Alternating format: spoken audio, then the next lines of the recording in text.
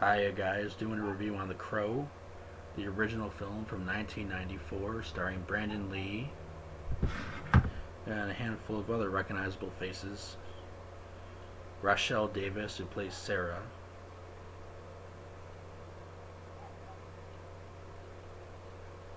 That would be the little girl.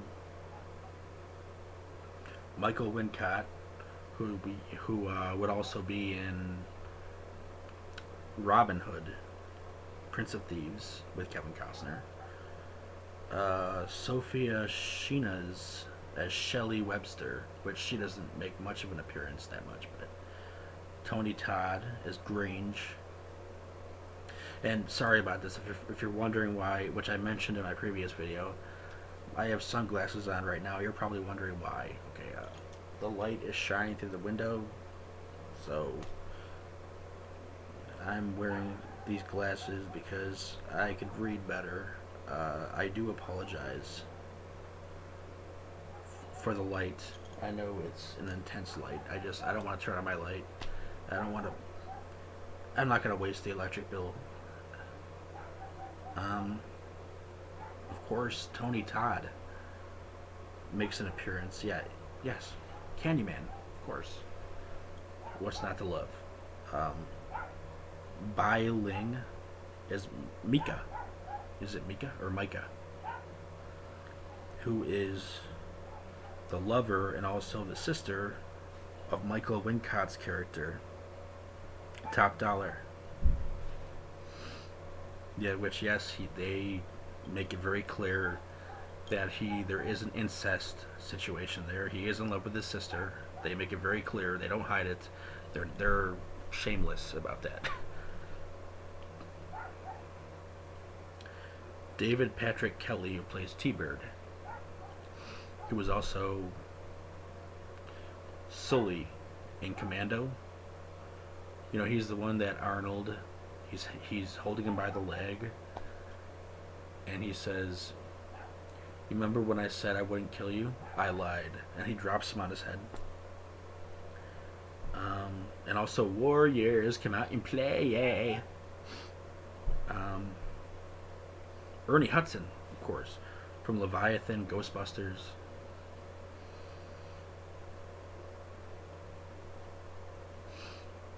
Quite a few recognizable faces in there. I've been waiting to review this one for a while. I haven't gotten around to it. It's one I've been wanting to. So, because it is a film I grew up with. It's one that means a lot to me from my childhood. You know, the 90s, the early 90s, 1994. Me and my dad would watch it on VHS tape. And,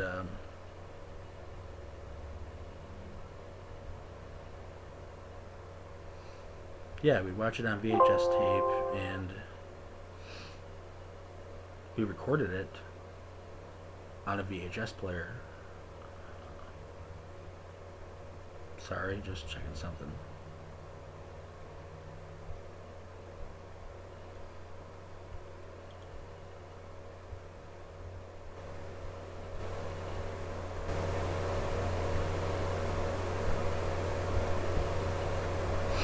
Of course, it is a childhood favorite, so. And of course, Brandon Lee, the son of Bruce Lee, dies on set, which we all know about, and that was very sad and very tragic. You know, there are theories like someone knew the gun was loaded, or the Japanese mafia was involved somehow, or things like that. There are theories.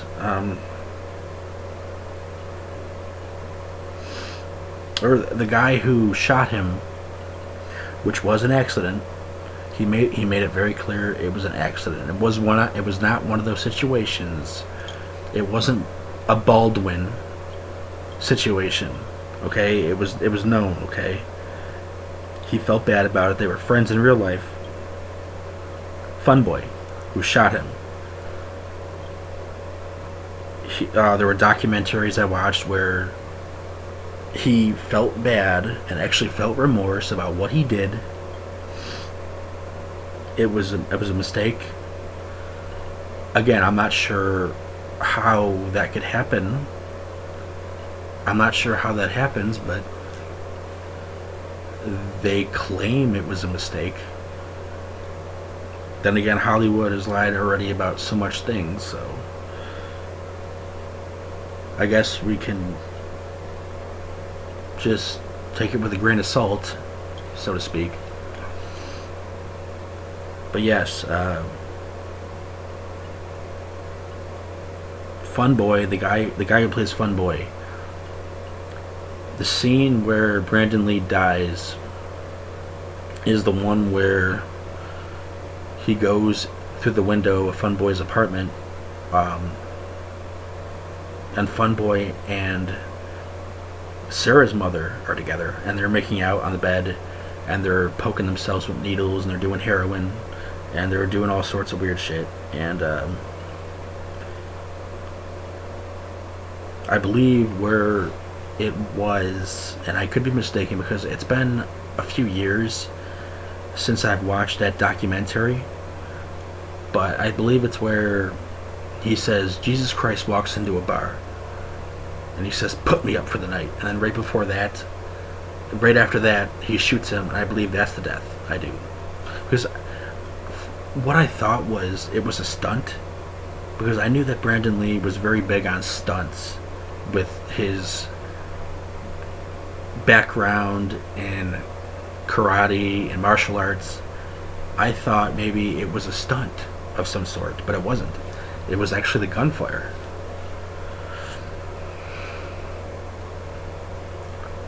And you could definitely tell, and watching the documentary, you could tell that Michael Massey, Fun Boy, felt guilt for what had happened. It was not an intentional situation, like we know with the Baldwin situation, which was actually meant to happen, because that girl was actually writing a book on, no, she was making a movie on pedophilia or something of that nature. And word on the street is Baldwin shot her because of that, and someone knew about it. Someone in the back. I don't know who. I don't know who's in charge of the shit. The gun was loaded. That's what matters, is the gun was loaded. Someone knew that it was planned. And what do we know about Baldwin? They don't have a good background with pedophilia. They don't.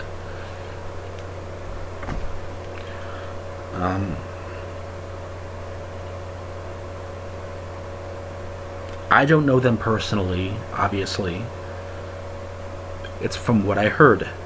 Again, it's all he says, she says. But I'm going with my instinct. A lot of the times in life, my instinct has been right. But yes, Michael Massey he's a guy who felt bad about the situation. He did while filming The Crow. He loved Brandon. He was friends with Brandon. Michael Massey actually pops up in an episode of Supernatural where he's a vampire hunter, and he's trying to hunt Sam with this other guy. And because Sam is psychic, he's supernatural, so it makes the hunters want to look for him and hunt him, because he's not necessarily human, technically. But yeah, The Crow is a remarkable, darkly beautiful gothic film with a gothic feel, gothic landscape of the beginning, the opening, where we see an overshot of the buildings and the fires. This very dark vibe and this dark feel. The film definitely sets a gothic feel, and The characters are very gothic themselves. Ernie Hudson is hilarious, where he's got a gun on Eric Draven at one point after he's, obviously resurrected from the dead as the Crow, and he's like, freeze! Or he's like, hold it right there. And Eric Draven's like, I thought the police always said freeze. And he disappears on Ernie Hudson, and a nice funny line we get is, guy shows up looking like a mom from hell, and I just lose him right out in the opening. So that was a funny line.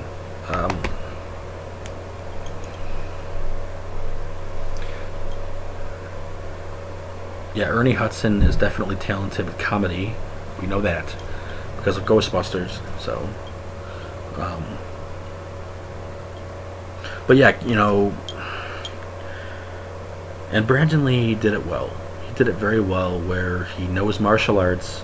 He was able to pull all these stunts off, and he also had that bit of emotion in his acting where he cared about Shelley, and you could definitely feel the emotion, much like you do with The Punisher, with Thomas Jane. Michael Wincott, top dollar. Our villain, top dollar. Just ruthless, vicious. He runs this sort of drug crew, and they have this club. It's very grungy. Like, there'll be a concert there, and it's like a grunge metal band. And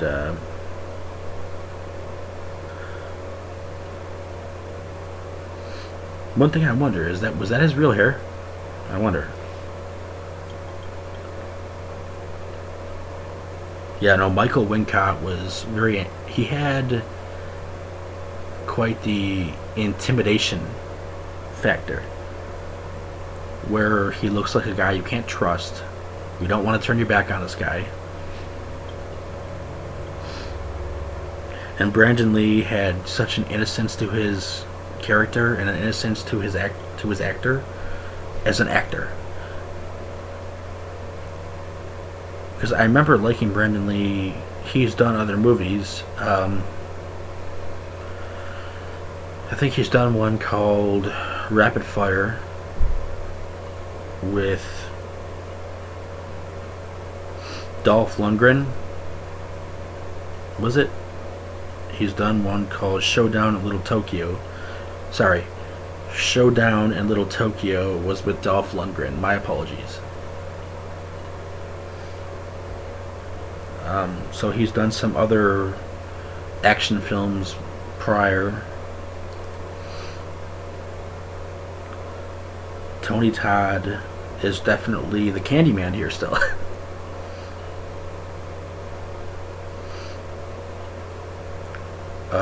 Nice relationships between the characters, like when Eric Draven meets Sergeant. Sorry, I gotta pull up his name.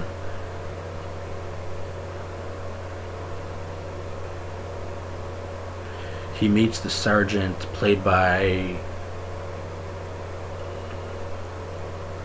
Ernie Hudson. And this will be their second time meeting face to face, where Ernie Hudson's in his apartment, and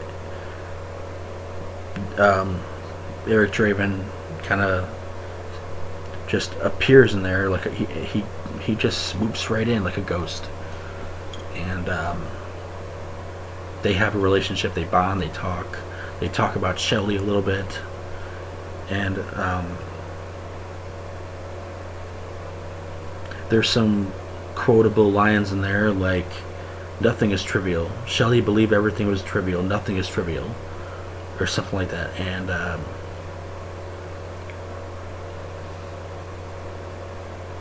he puts his hand on Ernie Hudson's head,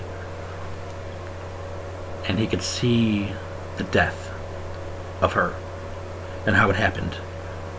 like literally in the exact way how it happened and the order it happened. And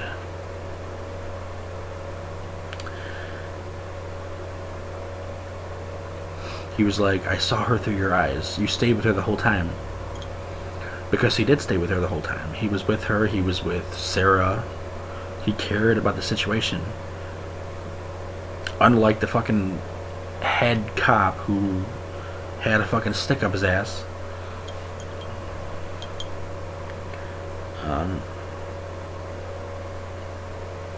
Who's this guy? John Polito. Little smart ass who ran the guitar store. He ran the guitar store. And Eric Draven blew that up with a shotgun. Because there was already gasoline.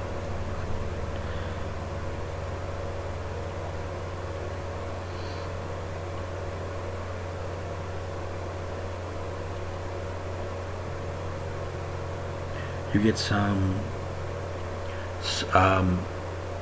effective flashbacks of how these guys broke into Eric's and Shelley's apartment and they raped Shelley and they took advantage of them and they threw him out a window.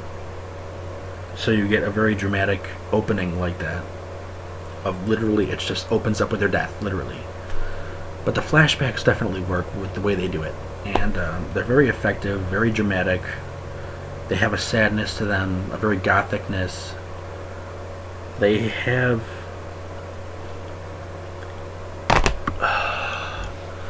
they're very they make you hate the villains. They really do. They make you hate the villains. If you watch this film, you will hate the villains. You don't get villains like that today. Because it just feels like every villain that is new is this cartoony villain. I can't take them seriously. Okay, for example, Conor McGregor from the new Roadhouse. I could not take him seriously. He was always jumping around and hopping around and doing these weird things with his arm. I couldn't do it. But I feel like I could take Michael Wincott seriously. If I could take these characters seriously, I could take Tony Todd seriously as a villain. I definitely could.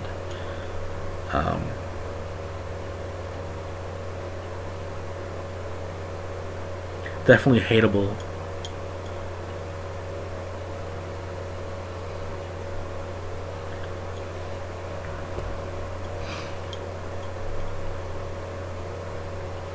One of my favorite lines from The Crow is because it was a Christmas present a while back.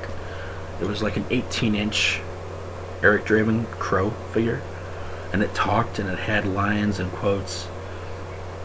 I think one of my favorite quotes from the movie from when I was younger is, "Tell T-Bird that death has come for them tonight." Or, what's the other one? "It can't rain all the time." Or, again, there's a lot of memorable quotes in there that make you remember the film. That if someone says it, you'll know it. And it's very quotable in that way. And everyone knows about it. If you mention a line, snap, people are gonna know. So, again, a very gothic landscape. And gothic villains who are just grungy and filthy, and there's fucking dark fucking again, I didn't feel like that when I watched, because when I watched the newer one, which I did watch it, here's my thing. I like Bill Skarsgård. I like him as Pennywise. I do. I like him in Hemlock Grove. I do. I like him in Barbarian. I do. He's not my Crow. I'm sorry, but he's not my Crow.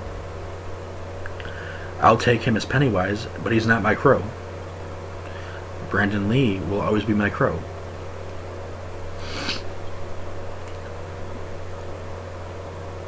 I couldn't take it the same way where when I watched the original, the villains are filthy and grungy and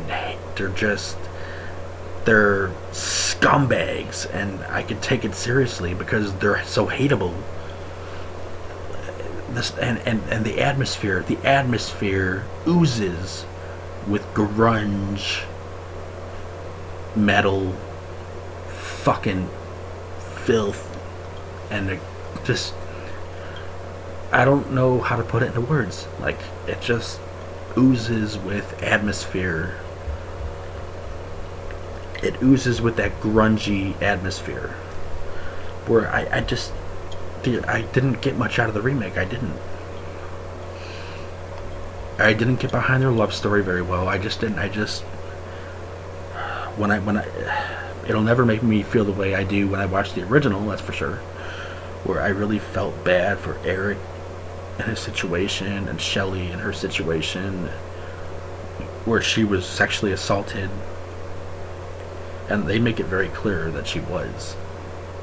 They don't shy away from that.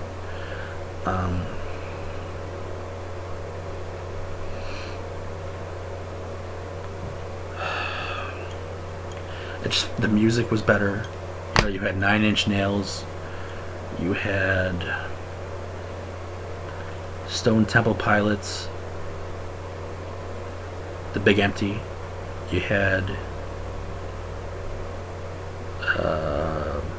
what's that other one I like?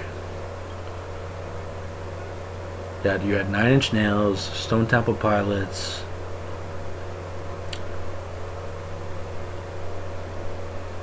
The Cure, Burn. So there's a lot of memorable gothic music in there. This is a gothic film, and the remake didn't.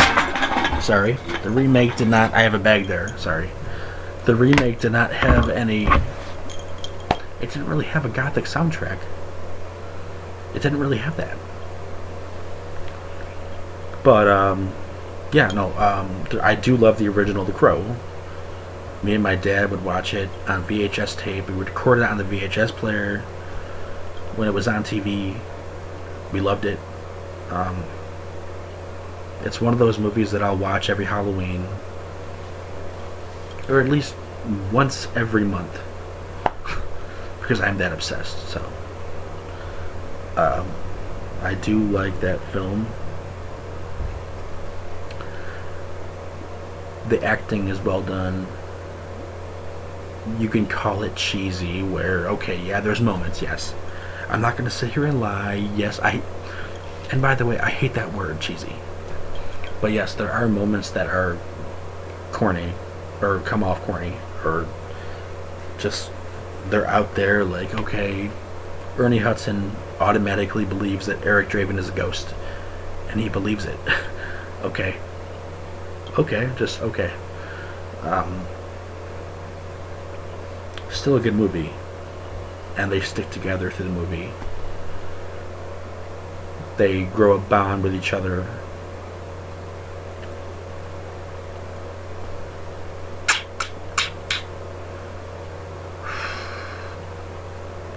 Michael Massey does a good job as Fun Boy, who's just he has a very sinister vibe about him. Where he's not very good to Sarah, that's for sure. I mean, and he's poking needles, but he's poking himself with needles. He's poking fucking Sarah's mother with needles. What is it? Morphine? That's what it is. But yeah, The Crow is a gothic classic masterpiece with a memorable soundtrack, memorable villains with a grungy, it just leaves a grungy taste in your mouth. It's like the atmosphere is different. People could say they like the remake, okay, you could like the remake. I don't, but if you like it, that's fine. I'm not going to bash you for it, but I definitely prefer this version. But thank you for watching. That is my review of The Crow and my thoughts on The Crow and the film and the productions. It was very well done. Very well done. Very just the landscape of it all. And then cinematic. Very just pure fucking cinematic masterpiece of a gothic film. Thank you for watching.